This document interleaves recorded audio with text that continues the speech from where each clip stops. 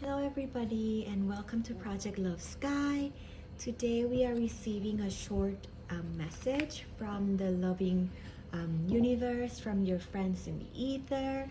And short disclaimer, anything that I do here, of course you can do it as well, because we all have the innate abilities to connect to the universal energy and the energy of unconditional love, with just your heart energy centers, and having your intentions be set in spreading love, in learning more about yourself and loving yourself, right? And also that please use your discernment, again, as you always do with any other tarot readings or receiving messages from your guides, and anything that comes through with your intuition, your intuitive knowings. Any messages, any downloads are going to be the best message and synchronicity of guidance for you, because whatever comes through directly through that's a lot of I'm just laughing at myself, sorry.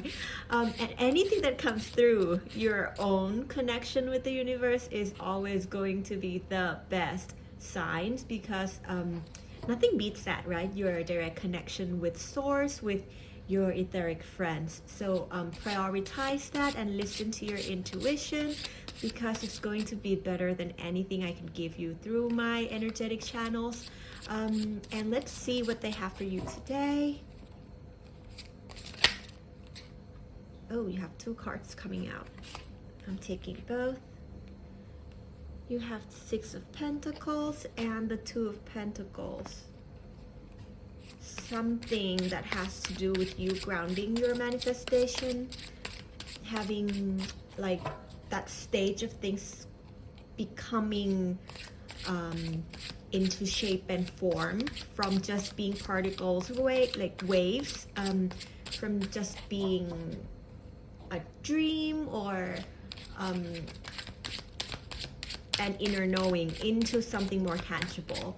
Could be a career or any other areas. They just tapped me and say it could be any other areas of your life, actually, for this reading, that is being birthed through Mother Earth, that is being called into existence on planet Earth.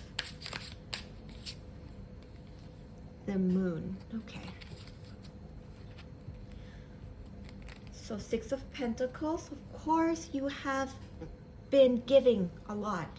And the first message I'm getting is that they would like to thank you for that, for all the service that you do for planet Earth, for helping the hearts and souls of your other friends along this journey, that are going through similar journeys, that are going through their own paths of learning. We are all walking each other home, right?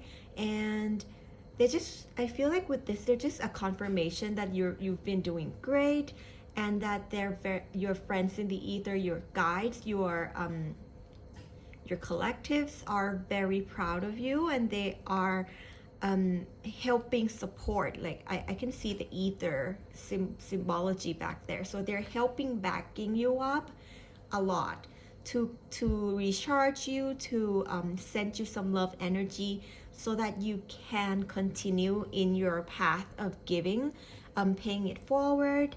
And right now, there seems to be, however, it looks like a decision that is, there's, let's call it a split energy regarding this. However you materialize your way of giving back, or your way of paying it forward, they're also telling me some of you may, it could be in a reversed scenario where you have been allowing yourself to receive, right, from your guides, from your etheric friends, and they also said that they really like that you allow yourself to receive more, and they would encourage you to open yourself up to receive even more, because it's almost like in this co-creative process between you and the universe, they would like it to reflect in your earthly experience as well. So they would love for you to open up to receive more from them, so that they could send you things and gifts and an uplifting environment and circumstances that will help, that will be conducive to your growth, and also conducive to you in a time where you are able to give back. So right now they're just reminding you, it's also the card of balance to me. So they're reminding you to balance all aspects of your life in this, with your earthly experience. So don't forget that you sometimes are the giver and sometimes you are the receiver. So allow yourself to take part in this co-creative experience from both ends, right? You don't always have to be only the giver, and you don't always have to be only the receiver. So they're just saying co-creation is where it's at, right? If you just think about, oh, am I giving too much? Am I receiving too much? Maybe look at it in a way where, how do you get the harmony of those two energies? The harmony, the natural state of where energy exchange are so natural that you don't even have to think about the balance. For me, that point, I identified it for myself as a co-creative state, a co-creative space. So when there are split energy regarding your path of service, or the giving and the receiving in your earthly realms, remind yourself that you are a part of that co-creative experience with whoever you are helping give or receiving from, because you never know, in the act of you giving something out, at the same time you're also receiving something, and that's co-creation, right? And in the state where you're receiving, you don't even know what you're giving to the person who you're receiving from. The gratitude, the joy, the upliftment for them being able to be there for you in your times of need. So see yourself as the cooperative component of that co-creative experience, and that will help shift some balance within you. And if there's oops, yeah, that just flew out of my hands. If you just find that you have split energies regarding some decision makings, whether it's in your career, your earthly, they're trying to give me a word. Let me tune in a little bit. If there's any split energy that makes you feel like you're off balance, that could be the cause for some of you not being able to make a certain decision, or it's just an old program. There we go. An old program. Oh no, that's just the information card. An old program that like they're trying to tell me something, but it's stuck in my head. It happens sometimes. An old program that maintains a certain split energy within your psyche, your energetic vessel, that otherwise you would usually gain clarity to access that information. So in gaining clarity to access that, just maybe reshape your understanding of perspectives on the balance of give and take, and find where that co-creative point is. Like when you allow yourself to receive, what are you giving to the person who's giving you help or support, and what are you receiving when you're actually giving out something as the giver, right? And then in that space of co-creation, there is no giver and there is no receiver. Like you all become co-creative conduits. Yeah. So maybe check your understandings and your principles in relations to those areas would really help you calm the sea of split energy, and also I'm hearing not only calm the momentum that is not necessary to you, but also boost up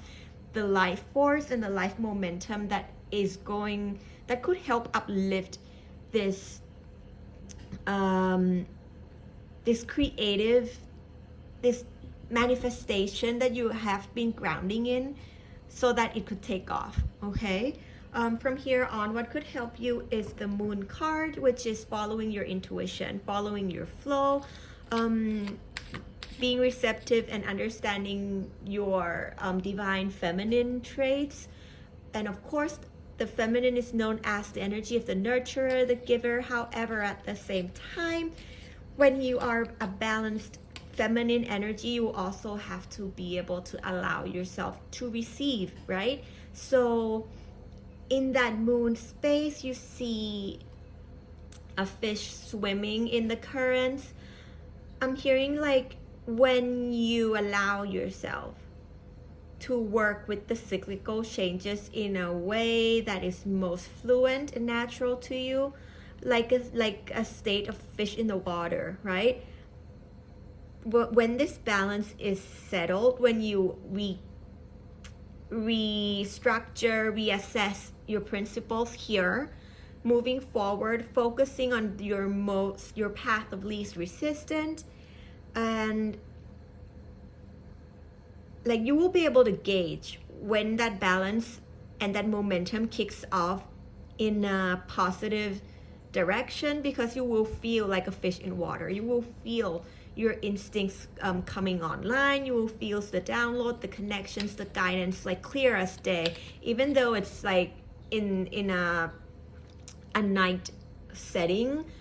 The moon is like that gigantic for you, okay? Like, so it means that even in the darkest of nights, they will make sure they give you the brightest, biggest, like full moon for you to navigate this sea, this currents, this frequency that you're helping shift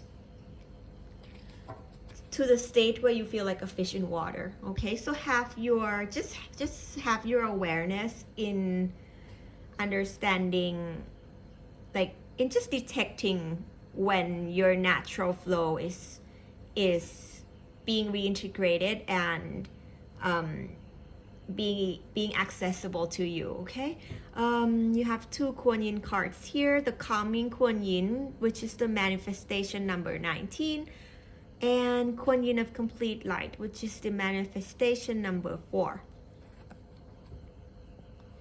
So I feel like, yeah, that it's all about calming the momentum, right? Look at the difference in the waves. Look at the difference in the energy of the water in these 2 cards. So there is a calming of your split energy, a calming of your mind, your perspectives that will help you sail your ship in a much easier, fluent, and secure way. And with this card, the Chinese word Qing Jing in this mantra means in Buddhism the cessation of strife. Yeah, so no more striving. You'll be a fish in the water, which just flows with the waves, the currents. It does not, like, it detects momentum, it detects resistance of the waves, but it, like, the fish knows which way to swim and how, and which wave, with which wave it should allow itself to move forward in the same direction of the currents, right? In those kind of sensing the energy, sensing the momentum of the energy flows around you, okay? So the path of least resistance is basically that. Kuan Yin is known to be the protectress of sailors. We are all sailors manning our ship across the sea of samsara. We all require the calming of the sea, the calming of our emotions. So like I was saying, a lot of ship metaphors before.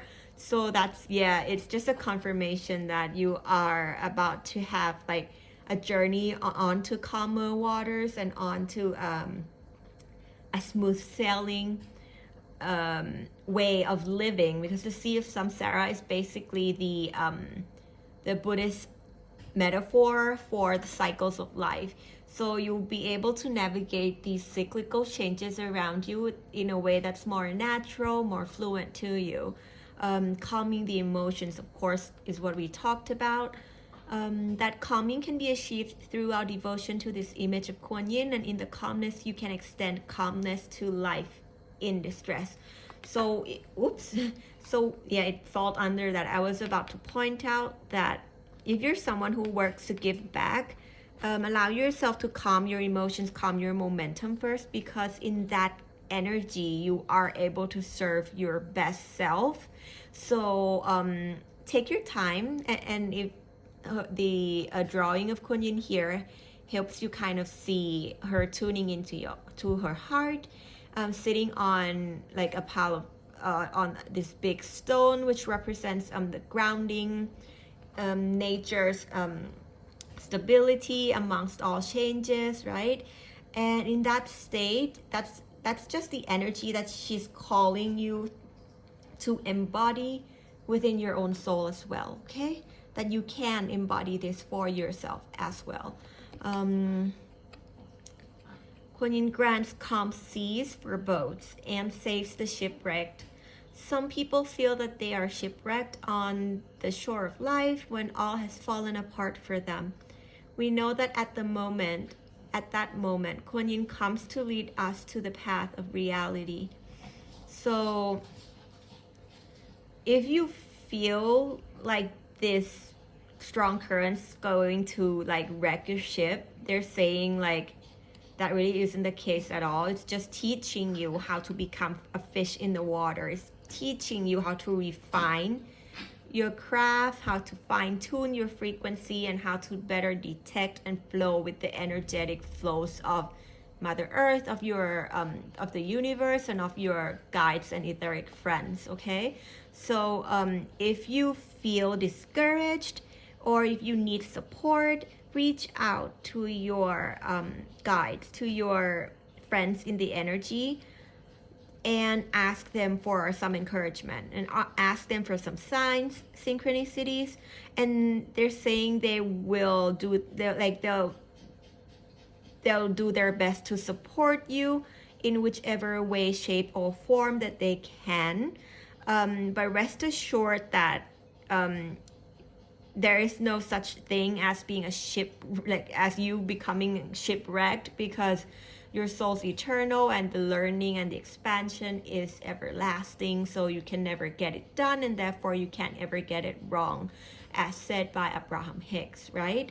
So based on that, there is no mistakes, there is no path, no, like, all paths lead you home, and whatever you do is a part of your growth. So please remember that if you're someone who feels uncertain or doubtful about the path that you're having, there leads us to the path of reality. So yeah, it's just another like I get a sense of reality check. It's almost like they sent you these lessons before through your learning from your earthly experiences, and this time the frequency comes into kind of like you called in this frequency actually to recheck yourself if you actually got rid of something, like to recheck yourself if you actually like got a hang of it yet, you know. And if there are some remnants, and hence the stormy seas, that only means you have been able to successfully detect something your oversoul and your higher self or your inner self has been working and realigning. And this success in this like successful detection is going to only further help further your abilities to navigate life. Okay, once you understand all of these, your perspectives will change. Kuan Yin of complete light. Maybe some of you are being called to be center through whichever ways or tools you have. Meditate, just any tools that allow yourself to enter that inner world and hear, like connect to yourself and all that is beyond you. Whichever tools. So let's read. The Kuan Yin of complete light symbolizes the Bodhisattva's complete compassion. As 1,000 needle-like rays go forth from your heart, carrying all of the nuances of compassion of the heart chakra, these needle-like rays are extending compassion in 10,000 ways to all people who need the compassion of the Divine Mother. Whose compassion is that of the Divine Father? So you see here the needle-like ray. She's just emanating love, exuding love energy, which is what unconditional love, or what I prefer to call free love, is, which is, you know, you're just love, and you're always exuding love energy, not because anybody needs it, and not because someone that did something good or for you so that you give them that blessing, but only because that's just your natural state, like the fish in the water. Like, it's just your natural state of being, and you know, there's no withdrawing of love, there's no like overextending. It's just like, it just is. It's just like that complete light, right? It's like when you're so complete within yourself that you feel comfortable in sharing, in embodying so much love energy that nothing turns it on and nothing turns it off. It just is. Okay, I feel like that could be some of the lessons or path of growth that some of you have asked the universe that you would like to learn about, and how to embody this. And that's why these are just opportunities for you to recheck your frequency and keep fine-tuning. And like, I'm getting a picture of those, how do you call it, sifter, like the sifter, and I'm seeing like sand drop out, like the little residues drop out of sifters. Like, yeah, that's basically what you're doing with your energies, and you're identifying the stagnant energy, you're identifying the heavy frequencies that you no longer want to carry forth with you on this journey. So that is why there may have been a big perspective shift, and also an experiential learning, because that's the best way to learn. They're telling me, like, they're saying your pal, you kind of get it in a principle, theoretical, like a head space understanding of this entire concept. It's just putting it into practice, right? Like when it's one thing when you're just like air swimming on the side of the pool trying to get the swimming poses right, and it's another thing when you actually jump into the pool. So this is like you actually learning to swim in the pool of life, and allow yourself time to grow and to learn, okay? Because I noticed the flame is quite dimmed. The fire is still there, it's just very, very tired looking. If you need to recharge, if you need to rest, relax, please give yourself some space and time to do that, because this is such a big journey, such a big learning opportunity. They're telling me you can take however long you would like to, and do whatever you can do to uphold your principles and to keep your hearts open. And if that means being a candle that's only able to sustain the flame, and not being a candle that's able to light another candle, that's fine. There's still fire in this candle. So like, who says that like it's malfunctioning because it's not able to light up another candle? Okay, so I feel like those are the messages for you, pal. And thank you so much for joining me today. Thank you to the universe and our etheric friends for sharing with us their wisdom, their guidance, and kind encouragement. And may you have a blessed, beautiful journey full of love, joy, wholeness, well-being, abundance. Whichever dreams and wishes you are wishing upon, and may you have so much love in your life from within and all around you always. And we'll see each other again whenever the universal energies call for us to be here on Project Love Sky. Thank you. Bye bye.